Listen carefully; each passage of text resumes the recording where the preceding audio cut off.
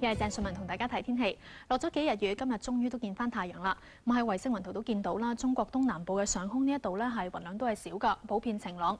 而熱帶風暴啟德咧喺馬尼拉東北大約係460公里，而時速18公里，接近呂宋海峽。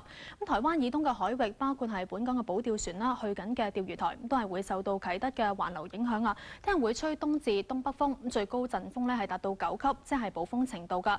而海面呢就由小浪轉大浪，海浪最高會有3米。另一方面，啟德都係會為台灣嘅東部海域呢一度啦，部分地區會帶嚟大雨，間中都會有雷暴添。講翻香港啊，天文台今日錄到嘅氣温咧介乎26.7至31.9度，去到夜晚11點，氣温咧係28.1度，相對濕度86%。跟住將時間交俾天氣先生。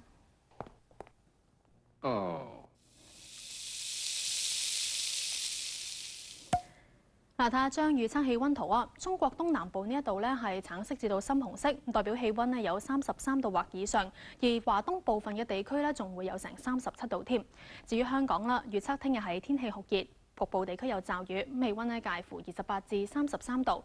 不過隨住啟德咧喺未來幾日接近中國東南沿岸，會有狂風大雨啦，不過就冇咁熱啦。嚟緊週末天色又會再轉好，不過聽日咧空氣就會差翻啲啦，吹輕微至和緩偏東風，會有煙霞。預測聽日嘅空氣污染水平方面係最高偏高，而聽日嘅最高紫外線指數係12，強度屬於極高。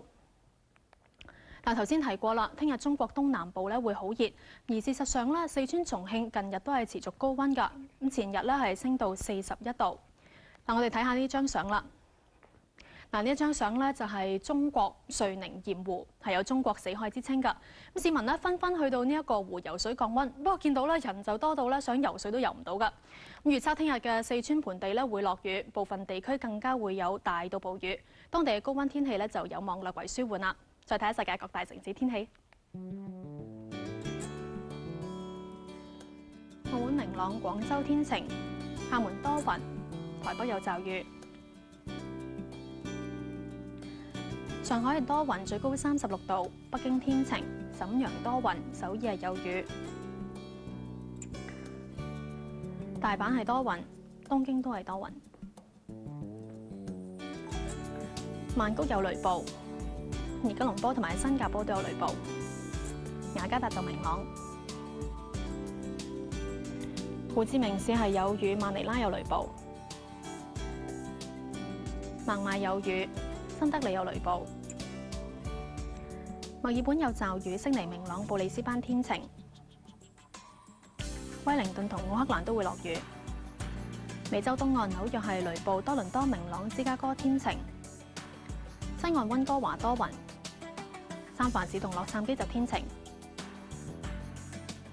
睇埋歐洲，阿姆斯特丹有驟雨，倫敦有雨，法蘭克福多雲，巴黎雷暴，而蘇黎世就天晴。